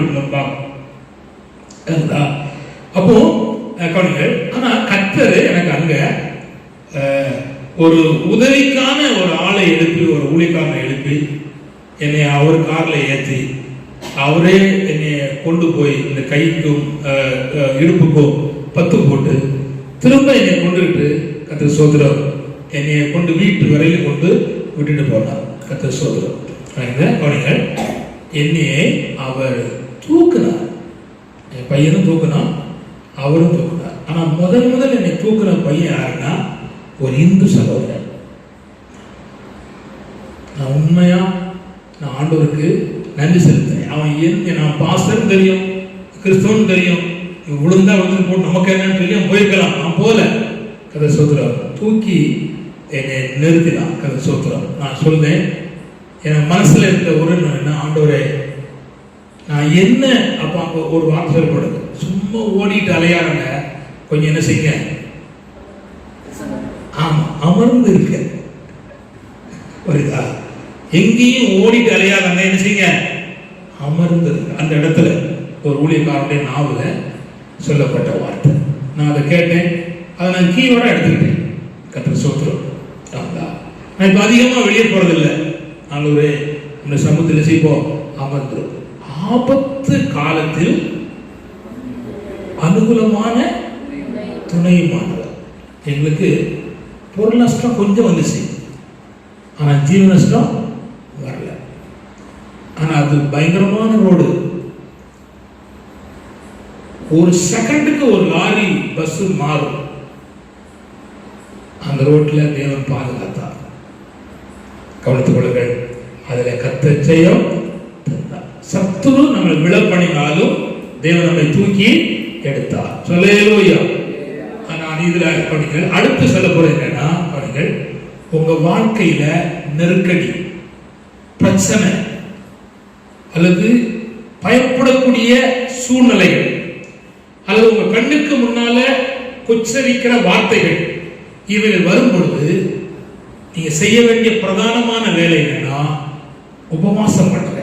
ஒரு வாரத்துல 1-2 நாள் என்ன செய்யுங்க, உபவாசம் பண்ணுங்க. உங்க வீட்டுல பண்ணுங்க, இல்லைன்னா உங்களுக்கு டிஸ்டர்பன்ஸ் இருந்தா சர்ச்சைக்கு வாங்க. சர்ச்சில் உட்கார்ந்து என்ன செய்யுங்க, நீ ஆண்டவரை தேடுங்க. கர்த்தர் ஸ்தோத்திரம். அப்படி தேடும் பொழுது ஆண்டவராகிய கர்த்தர் மகிமையான காரியத்தை செய்கிறார். யாருக்கு அடுத்த கட்ட ஜெயம் இருக்குன்னு சொன்னால், அவர்கள் தம் வாழ்க்கையிலே உபவாச வாழ்க்கையை கையாளுகிற கர்த்தருடைய பிள்ளைகளுக்கு ஜெயத்தை கர்த்தர் வைத்திருக்கிறார். நான் இப்போதைக்கு ஆதாரமாக 2 நாளாகவே 20ஆம் அதிகாரம் 12-15 நீங்கள் வாசித்தீர்களானால் அங்க சொல்லப்பட்டிருக்கிறது. வாசிமா கர்த்தர் ஸ்தோத்திரம். எங்கள் தேவனே, அவரை நீர் நியாயத்தீர்க்க மாட்டீரோ? எங்களுக்கு விரோதமாய் வந்திருக்கிற ஏராளமான கூட்டம். போது 15 வருஷம்.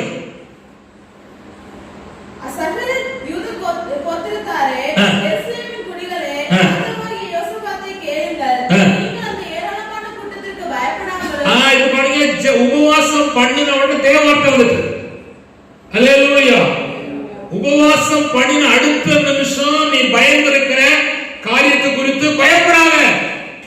பிள்ளை குறித்தோ, எதிர்காலத்தை குறித்தோ, இருக்கிற வியாதியை குறித்தோ, குடும்பத்தை குறித்தோ இந்த நேரத்தில் பயம் இருக்குமானால் ஆண்டவருடைய வார்த்தை சொல்லுது, என்ன செய்யாத, பயப்படாத அப்படின்னு சொல்லி கர்த்தர் சொல்றார். கர்த்தருடைய வார்த்தை வந்ததுனாலே தேவன் அங்கே ஜெயத்தை கட்டளையிட்டார். ஹல்லேலூயா. பயங்கரமான பிரச்சனையை ஆண்டவர் அங்கே மாற்றி ஜெயத்தை கட்டளையிட்டார். இப்போ காணிக்க பாருங்க, 24வது வாசிப்பு. 24வது வாசிப்பு. யூதாமனசு வனாந்திரத்தில் உள்ள சமா கூட்டத்திலே வந்து அந்த ஏராளமான கூட்டம் இருக்கும் திக்கை நோக்கி இருக்கிற போது இதோ அவர்கள் தரையிலே விழுந்து கிடக்கிற பிரேதங்களாக கண்டார்கள். ஒருவரும் தப்பவில்லை. அண்டர்லைன் ஒருவரும் தப்பல. அந்த வார்த்தை ரொம்ப முக்கியம். ஒரு ஆளு எதிரில தப்பி போக முடியல. ஹல்லேலூயா.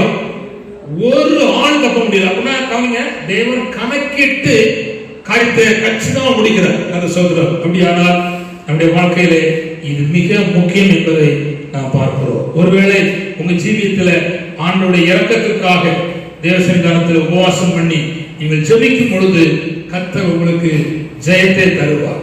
கவனிங்கள், உள்ளான மனசுல ஜெயம் தருவார், சுபாவ கிரியில ஜெயம் தருவார், எதிரியா இருக்கிற காரியத்தில் உங்களுக்கு என்ன செய்வார்னா ஜெயம் தருவார். கர்த்தர் ஸ்தோத்திரம். ஆண்டவர் உங்களுக்கு கிருபை செய்வாராக. கர்த்தர் ஸ்தோத்திரம். அடுத்து நான் சொல்ல வருவது கவனித்துக் கொள்ளுங்கள். தேசத்திலே நடைபெறுகிற பொல்லாத வாதை இருக்கு. இப்போ இந்த கொரோனா அப்படின்னு சொல்லி கோவை 19 அப்படின்னா கோவை 19 அந்த செய்தி மாறிட்டா என்ன இருந்துட்டு இருக்கா. இருக்கு. இன்னும் அந்த மெசேஜ் மாறல. செல்போன்ல இருக்கு, மொபைல் வச்சிடலாம், வளர்ந்தா. ஆனா இப்பேற்பட்ட பயங்கரமாய் உலகம் முழுவதும் வந்திருக்கிற இந்த காரியத்துக்கு வாதம் இல்லை. இது போல தாவீதின் காலத்துல கடுமையான வாதம் உண்டாச்சு. 70,000 பேர் அவுட். ஆனா இன்னைக்கு உலகம் முழுவதுக்கும் எத்தனையோ கோடி பேர் கர்த்தர் சோதரம் 70,000 பேர் அவுட். ஆனா அவன் கவனிங்க, அவன் 70,000 பேர் போனாலும் பயமில்லாம இருக்கான். யாரு? தாவீது. இப்போ தேவதூதன் எங்க வந்தாங்கன்னா எருசலேமுக்குள்ள வந்தான். அல்லேலூயா. சுத்திபுரத்துல 70,000 அவுட், 70,000 பேர் அவுட். இது எங்க வந்தான்? இவர் தாவீது இருக்கு எடுத்து வந்தார். இப்பதான் ஒரு பயம் வந்துச்சு. அடுத்தது யாரோ தெரியல ஐயா அவன் சொல்லி வந்து தேவனுக்கு முன்பாக அவன் அறிக்கையிட்டான். என்ன அறிக்கையிட்டான் தெரியுமா? அவன் செய்த தவற ஒத்துக்கொண்டு செபித்து ஆண்டவர் நோக்கி முறையிட்ட போது, நல்ல கவனித்துக் கொடுங்கள், தேவன் அந்த மகா பெரிய பாதையிலே ஆண்டவர் ஜெயத்தை கட்டளையிட்டார். அல்லேலூயா, அல்லேலூயா. தன் தவறை மாற்றிக் கொண்ட போது, நல்ல கவனிங்கள், தன் தவறை மாற்றிக் கொண்ட போது தேவன் அவனுக்கு ஜெயத்தை கட்டளையிட்டார். அது சொல்லும். கவனிங்கள், 1 நாளாகமம் 21ஆம் அதிகாரம் 25ஆம் வாசிக்கும். அது சொல்லும். 1 நாளாகமம் 21, 25. சீக்கிரம். கொடுத்து கட்டி சர்வாங்க தகன பலிகளும் கர்த்தரை நோக்கி விண்ணப்பம் பண்ணினான்.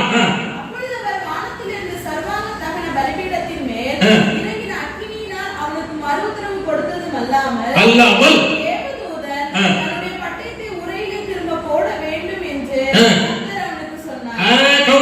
தேவதூதன் உறவின பட்டயத்தோடு இருக்கான்.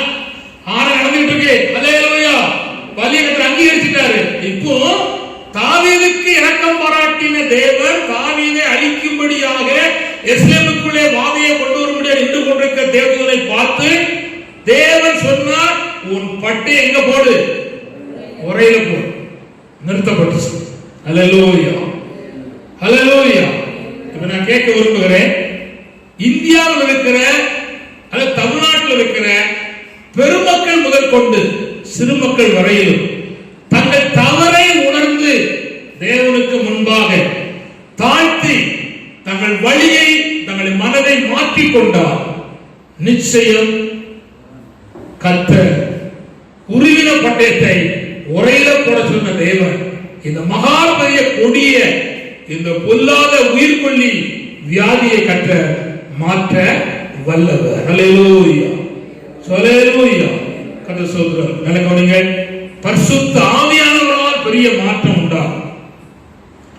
தேவ ஞானம் பெற்ற கர்த்தருடைய பிள்ளைகளாலே மாற்றம் உண்டாகும். அல்லேலூயா. கர்த்தர் சொல்றார். நான் கடைசியாக 2 காரியம் சொல்ல வேண்டும். நான் வேகமா சொல்லி முடிக்க போறேன்.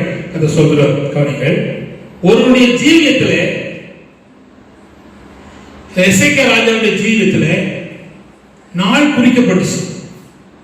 கவனிங்க, நாள் குறிக்கப்பட்டு வீட்டுக்காரர் என்ன செய் ஒழுங்குபடுத்துகின்ற 2 ராஜாக்கள் 20ஆம் அதிகாரம் 1ஆம் வசனத்தில் கவனிங்கள், 20, 23 வாசிக்கலாம் சீக்கிரம். 2 ராஜாக்கள் 20, 1 வாசிக்கலாம்.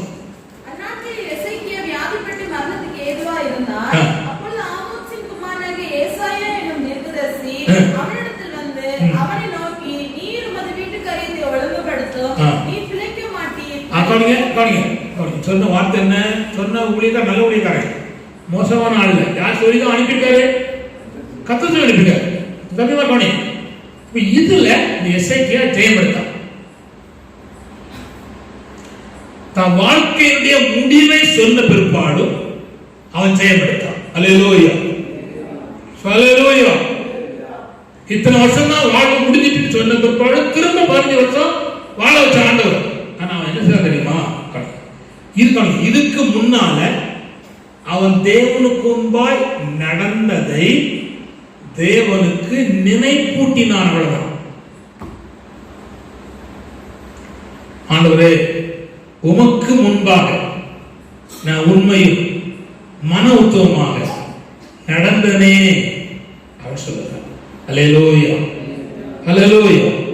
வெற்றி எங்க கவனிங்க, வெற்றி கவனிச்சா சொல்லுங்க. இப்போ உங்களுக்கு ஒரு நெருக்கடி, ஒண்ணுமே செய்ய முடியல, கடைசி கட்டம். ஆனா நீங்க இதுக்கு முன்னால நடந்துப்பீங்க பாருங்க. 7 நாள், 3 நாள், 2 நாள், 21 நாள், 40 நாள் உபவாசம் பார்த்தீங்களா? அதெல்லாம் தேவனுக்கு பொறுப்பாக இருக்கு. மாறாது, மாறவே மாறாது, மாறவே மாறாது. அதெல்லாம் தேவ சரியாக தெரிவிக்கப்படுது, நினைப்பூட்டப்பட்டு இருக்கு. மாறாது. ஆண்டவர் அதை செய்கிற தேவன் அல்ல, நீதி செய்கிற கர்த்தர். ஒரு கைப்பறி கொடுத்திருக்கலாம், ஏழைக்கு இறங்கி இருக்கலாம், ஒரு வஸ்திரம் எடுத்து கொடுத்திருக்கலாம், என்னத்தையா செஞ்சிருக்கலாம். அதை சொன்ன அடுத்த நிமிஷம் கர்த்தர் ஏசாயா கூப்பிட்டு, கெட்டிக்கார ஊழியக்காரன், அல்லேலூயா, கெட்டிக்காரன். என்னன்னா திரும்ப உயிருக்கு பயந்து போமாட்டாண்டவரே அவனு சொல்லல, அவன் போயிட்டான். அன்னைக்கு ராஜா ஊழியக்காரன் கொல்லாம் ஈஸி விளங்குதா, இப்பமே கொல்லாமோ அப்ப நாங்க தேவையானோ கதை சொல்றோம். ஆனா போய் சொன்னா ஆண்டவர் ஒரு கண்ணீரை கண்டா, கூப்பிடுதல கேட்டா, நீ எத்தனை வருஷம்? 15 வருஷம் உனக்கு நான் கூட்டித்தாரேன் அப்படின்னு சொன்ன. அப்ப அவனுக்கு ஏற்பட்ட கொடுமையான நெருக்கத்துல அவன் ஜெயித்தான். எதை கொண்டு? இதுக்கு முன்னால் நடந்த தேவத்துல நடந்ததை நினைச்சு நினைப்பூட்டினா ஜெயித்தான். அல்லேலூயா, அல்லேலூயா. அவங்க நடந்திருக்கணும், நடந்திருக்கணும். நடந்தா நிச்சயம் கர்த்தர் உங்களுக்கு ஜெயத்தை தருவார். அல்லேலூயா, அல்லேலூயா. கர்த்தர் சொல்றார். கடைசியாக ஒரு வசனத்தை வாசிக்க போறோம். நெகேமியா புஸ்தகம் 4ஆம் அதிகாரம் 23, 24 வாசிக்கும். இல்ல எஸ்ரா 4, 23, 24 சீக்கிரம். ராஜாவாகிய அர்தசஷ்டாவுடைய உத்தரவினால ரெகூமுக்கும் கணக்கனாகிய சிம்சாயிக்கும் அவர்கள் வகையராவுக்கு முன்பாக வாசிக்கப்பட்ட போது அவர்கள் தீவிரத்துடனே எருசலேமில் இருக்கிற யூதரிடத்திற்கு போய் பலவந்தத்தோடும் கட்டாயத்தோடும் அவர்களை வேலை செய்யாதபடிக்கு நிறுத்தி போட்டார்கள். கர்த்தர் ஸ்தோத்திரம். கவனிங்க, தேவனுடைய ஆலயம் கட்டப்பட்டு கொண்டு வருவதை நிறுத்தினாங்க. ஆனா அதே எஸ்தர் 5:1 வாசிக்கும். அப்பொழுது ஆகாய் தீர்க்கதரிசியும் அவங்க தீர்க்கதரிசி வரார். ஆகாய் இக்கோவாவின் குமாரனாகிய சகரியா என்னும் தீர்க்கதரிசியும் 2 தீர்க்கதரிசி வராங்க. வாசிங்க. யூதாவிலும் எருசலேமிலும் உள்ள யூதருக்கு இஸ்ரவேல் தேவனின் நாமத்திலே தீர்க்கதரிசனம் சொன்னார்கள். தீர்க்கதரிசனம் சொன்ன அடுத்த நிமிஷம் ஜெயிச்சான். அல்லேலூயா, அல்லேலூயா. தேவனுடைய வார்த்தை அவளுக்கு வந்தபோது எதை கட்ட முடியலையோ அதை கட்டி முடிச்சு ஜெயப்படுத்தார்கள். அல்லேலூயா. இப்ப நான் கடைசியா சொல்றது என்னன்னா, தேவன் பேசும் வார்த்தையை கொண்டு நாம் ஜெயிச்சோம். அல்லேலூயா, கர்த்தர் ஸ்தோத்திரம். இப்படி ஜெயம் எடுக்கிற கர்த்தருடைய பிள்ளைகள் தேவன் வைத்திருக்கிற எல்லாவற்றையும் சுதந்திரித்துக் கொள்வார்கள். நீங்க இதுவரையிலும் எதை சுதந்திரிக்கிறீங்களோ அதை சுதந்திரிப்பு கர்த்தர் உங்களுக்கு உதவி செய்வாராக. தேவன் இங்க ஜெயம் எடுக்கும் போது அவர் உங்களுக்கு தேவனா இருப்பார், நீங்கள் குமாரனமாக இருப்பீர்கள். கண்களை மூடுவோம், கர்த்தருடைய திருமுகத்தை நோக்கி பார்ப்போம். மெய்யாகவே கர்த்தர் நம்முடைய வாழ்க்கையை ஆசீர்வாதமாய் நடத்துவார். அவர் ஜெயம் தருகிற தேவன். அல்லேலூயா. நீங்கள் தோத்து போக வேண்டிய அவசியமே இல்லை. அல்லேலூயா.